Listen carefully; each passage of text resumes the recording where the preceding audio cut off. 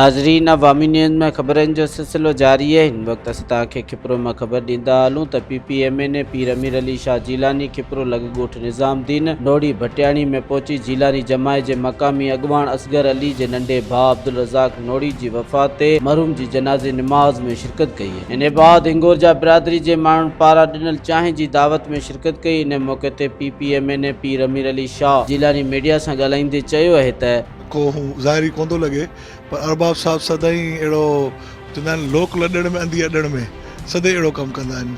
साईं अहिड़ा बयान त सिंधी क़ौम लाइ या सिंध में रहंदड़ जेको बाशिंदो हुजे उनजो दिलि आज़ारी आहे। ऐं MKM जा नुमाइंदा त मुंहिंजे सम्झ में त बौखलाहट जा शिकार आहिनि, उनखे ख़बर ई कोन थी पए छा ॻाल्हाइणो छा कोन्हे ॻाल्हाइणो। वफ़ाक़ जो सिंध सां माटली मारो सलूक इहो अॻु में मूं चयो जॾहिं बजट जो सेशन स्टार्ट थियो ऐं सिंध सां जेको नाजाइज़ कनि पिया, इंशाल्लाह सिंध पंहिंजो हक़ वठणु ॼाणे थो ऐं वठी रहंदासूं। बाक़ी बजट में मूंखे नथो लॻे किथे बि आवाम लाइ या ग़रीब माण्हू लाइ का सहूलियत हुजे। हीउ बजट इमरान फेवर बजट आहे, हिन में किथे बि आवाम लाइ का सहूलियत कोन्हे। त असां ॾींहुं ॿ ॾींहं उन शइ खे महांगाई कई आहे। जेके वाइदा हुआ इमरान खान जा, मतिलबु कुझु नौकिरियूं, कुझु किरोड़ नौकिरियुनि जो वाइदो हो या उन लाइ ॿिया जेके वाइदा सभु उहे ईअं ई यूटर्न वांगुरु निकिता।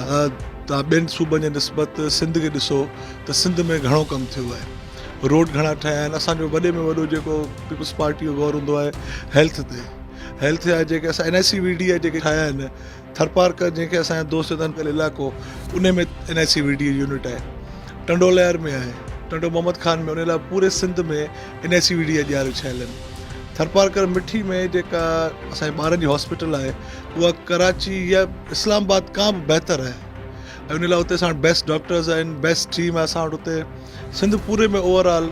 ऐं रोड रस्ता जेके ॾिसो त मुंहिंजे सम्झ में घणे हद ताईं, जीअं सांगड़ में ॾिसो थरपारकर में हिकिड़ो रोड जो ॼार विछायो वियो आहे बाक़ाइदा।